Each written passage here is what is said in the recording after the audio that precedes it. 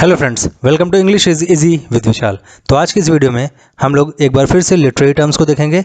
ये सीरीज़ की 4th video है, पहले 3 ज़रूर देख लीजिएगा। चलिए शुरू करते हैं। Define an essay. An essay is a short composition in prose. Most important, Saintsbury calls it a work of prose art. Saintsbury बहुत अच्छे क्रिटिक हैं, बहुत ही फेमस हैं। डॉक्टर जॉनसन जो कि बहुत अच्छे क्रिटिक हैं, इसके अलावा उन्होंने बहुत कुछ लिखा भी हुआ है लिटरेचर में। Defines it as a loose sally of the mind.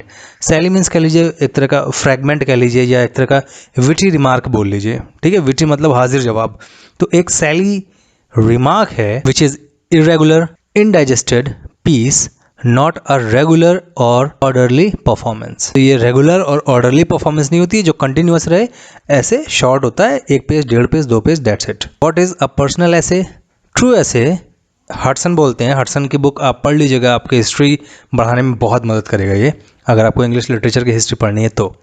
ठीक है, W.H. हडसन पूरा नाम है। तो true essay according to Hudson is essentially personal. ये पर्सनल ही होना चाहिए। Montaigne says I am myself the subject of my book. Okay, in the personal essay, the author gives his own experiences, impressions, reactions about the subject taken up for writing his essays. तो जो भी उसकी जो feelings होती हैं, उसके जो experiences होते हैं, ये ओपिनियन है, वो उसमें एक्सप्रेस करता है। What is an aphoristic essay? Aphoristic essay अगर आपको जानना है तो भाई साहब आप फ्रांसिस बैकन को आप पढ़ लीजिए। That is the perfect example of aphoristic essay. एक एक line which is very deep and has millions of meaning. Aphoristic essay are impersonal essays of truth, जैसे मैंने बोला, या ऑफ ब्यूटी, कुछ भी।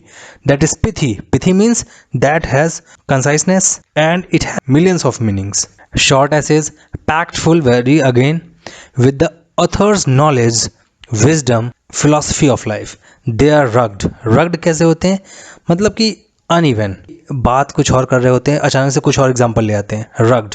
ओके, रग्ड बॉडी के लिए भी यूज होता है, कि जैसे किसी अर्नोल्ड श्वार्ज़नेगर की बॉडी कैसी रग्ड है, अनइवन है, उठी है फिर नीचे गई है। एंड एब्रप्ट, अजीब तरीके से शुरू होते हैं। Difficult to understand on account of their depth of thought. मतलब उसके थॉट्स में इतनी ज़्यादा डेप्थ होती है कि आपको एक नॉर्मली वो समझ में नहीं आने वाला। What are periodical essays? Periodical essays एक सिंपल एग्जांपल, जो कि आप न्यूज़पेपर्स में आर्टिकल्स पढ़ते हो, जो एडिटोरियल पेज आता है, that is periodical essays. Or journalistic essays which appear in local dailies, weeklies and monthlies. These essays are written on contemporary social and political problems. क्या कंटेम्प्रेरी मतलब समकालीन, जो अभी चल रही है। Okay, they are often written in humorous और satirical vein. तो अक्सर ऐसा होता है कि वो मजाक उड़ाते हुए या फिर कटाक्ष करते हुए लिखे जाते हैं। What is a novel? A novel is a long prose fiction having a plot, a number of characters, and the plot developing coming to a logical conclusion. Okay, through the characters' interaction with one another. What are prose romance? Prose romances verse romance की तरह होते हैं, बस difference ये है कि ये pros में लिखा जा रहा है, ये वर्स में लिखा जा रहा है। They are simply fantasies. ठीक है, तो एकदम जो अपने ख्याली पुलाव होते हैं, that is fantasies in which the author makes the fullest use of their imagination, fancy and create an ideal world which bears little और no semblance with real life. तो इसको बोलते हैं क्या? Prose romance. तो इसका एग्जाम्पल अगर आप लुइस कैरोल का पढ़ा होगा एलिस इन वंडरलैंड, तो वो मुझे लगता है जोसेफ एंड्रयूज को भी काफ़ी हद तक इस कैटेगरी में डाल सकते हैं। What are ट्रैवलॉग्स? ट्रैवलॉग्स जैसे कि आपको सबको समझ में आ रहा होगा, travelogues are travel stories relating to the adventures of the travellers and voyagers in unknown and uncharted seas. तो जहाँ बस जिसके बारे में दुनिया जानना चाहती है, उन्होंने उस जगह पर ट्रैवल किया, उसके बाद अपने एक्सपीरियंसेस को लिख दिया। Okay, they are sometimes real, sometimes they are just again fiction. They often land uninhabited islands or some islands inhabited by strange creatures. Thus they are typical adventure stories. Okay, तो इसका सबसे अच्छा example है जिसको कि Jonathan Swift ने लिखा हुआ है। आप मुझे कमेंट में बताइएगा। और एक मैं आपको बता देता हूँ जो कि इस पर मूवी भी बनी थी और मैंने देखी थी, the motor cycle diaries. Okay, तो आप इसको मूवी देखिएगा या फिर आप इसकी बुक भी पढ़िएगा, दैट इज़ फैंटास्टिक। इसके अलावा आपने एक मूवी जैकी चैन की भी देखी होगी, 88 डेज, ठीक है, the world tour in 88 days, ऐसे कुछ करके नाम था उसका, और इस पे इसकी भी एक नॉवेल थी, उस पर बनी है ये, तो that is also very good. What are Gothic novels? तो Gothic novels were written in latter half of the 18th centuries, timing याद रखिएगा।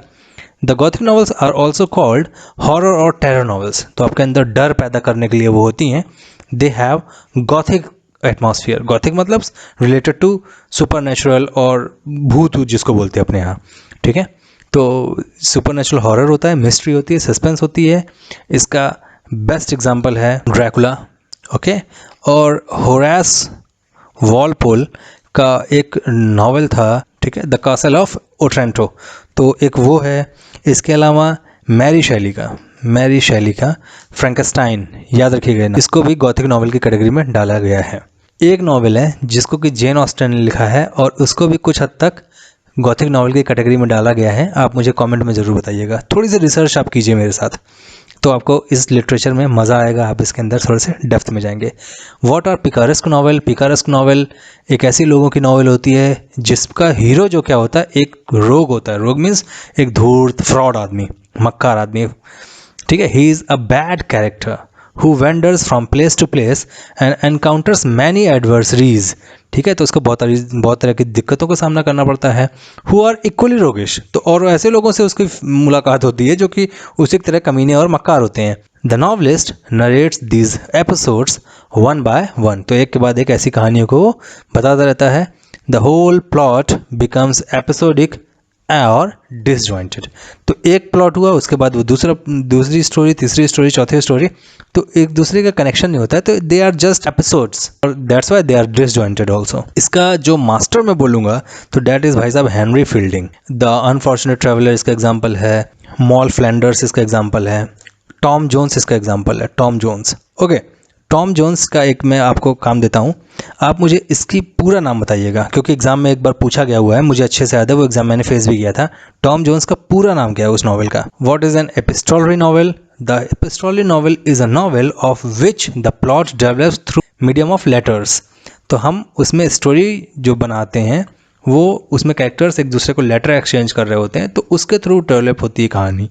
The characters exchange their thoughts and views through letters, there is very little dialogue face to face, तो ऐसी novel को बोलते हैं epistolary novel. मैंने अभी latest ही एक बुक पढ़ी थी, the white tiger, okay, written by mister Arvind Adiga, और इसको मिला था बुकर प्राइज ऑल्सो। ये एक इंडियन नॉवेलिस्ट हैं अरविंद अडिगा, तो उनकी ये जो नॉवेल है उसमें एक बलराम कैरेक्टर रहता है, तो उसकी कहानी है। और इसके अलावा भाई साहब, अगर आपने एपिस्टोलरी नॉवल में पामेला अगर आप भूल गए तो फिर मतलब क्या ही बताया जाए। पामेला के बारे में आपको मैं 2 काम दे रहा हूँ। नंबर 1, आप मुझे इसके राइटर का नाम बताइएगा, दूसरा पामेला का जो सब टाइटल है वो भी बताइएगा प्लीज़ कमेंट में। What is a domestic novel? Domestic novel presents day-to-day domestic life of the middle-class families, their friends and relations, the festivals and festivities, functions, celebrations, birthdays, marriages, graphically described in them. Okay? तो simple है इसका, Jane Austen की almost सारी novel, तो आप इसी category में डाल सकते हो। What is a historical novel? Historical novel draws its theme from some important historical event, but around this historical event, the novelist weaves some imaginative and artistic environment to make it an interesting and arresting theme for a novel. तो भाई साहब, that जो भी लिखा जा रहा है वो 100% करेक्ट नहीं है। नॉवलिस्ट उसमें क्या कर रहा है, कहानी बुन रहा है इमेजिनेशन से अपनी, और अपने आर्टिस्टिक जो उसकी टैलेंट है उससे, और इससे वो एक ऐसा एनवायरनमेंट क्रिएट करता है जिससे कि क्या होता है, ऑडियंस जो होती है वो इंटरेस्ट हो जाती है और अरेस्ट हो जाती है उस थीम में, ठीक है, वो थीम को बस पकड़ते हुए चली जाती है। और इसके जो मास्टर हैं भाई साहब वो हैं वॉल्टर स्कॉट। लियो टॉलस्टॉय का एक एग्जांपल मुझे याद आ रहा है, वॉर एंड पीस, एक हिस्टोरिकल नॉवल की कैटेगरी में आता है। What is a regional novel? The regional novel is a novel which describes the social and family life, customs and manners, language and dress, occupations, professions of the people of a particular region. The entire novel is woven around these factors of this region. Okay? तो आपको भाई साहब are के नारायण का Malgudi, Walter Scott का again जो इनकी Waverly novels है, ओके, तो वेवरली नाम का एक जगह थी, ठीक है, मालगुडी की स्पेलिंग में आई है। तो वेवरली नॉवेल्स ये भी सारी की सारी रीजनल नॉवेल के अंदर आएंगी। और हार्डी का एक रीजन उन्होंने बनाया था वेसेक्स, ओके, SSEX, तो उसमें भी सारी की सारी रीजनल नॉवेल्स की कैटेगरी आती है। What is a psychological novel? Psychological novel are also known as stream of consciousness novel.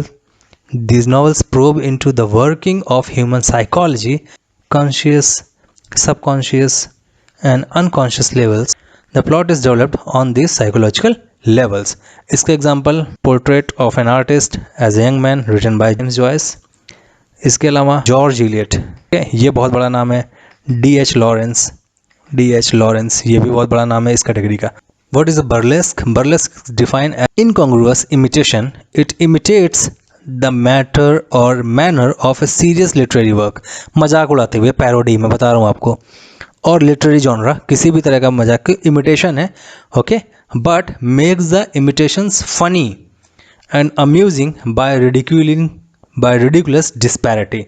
तो एकदम अजीब तरीके से इसका क्या करते हैं, मजाक उड़ाते हैं किसी भी बड़ी चीज़ का।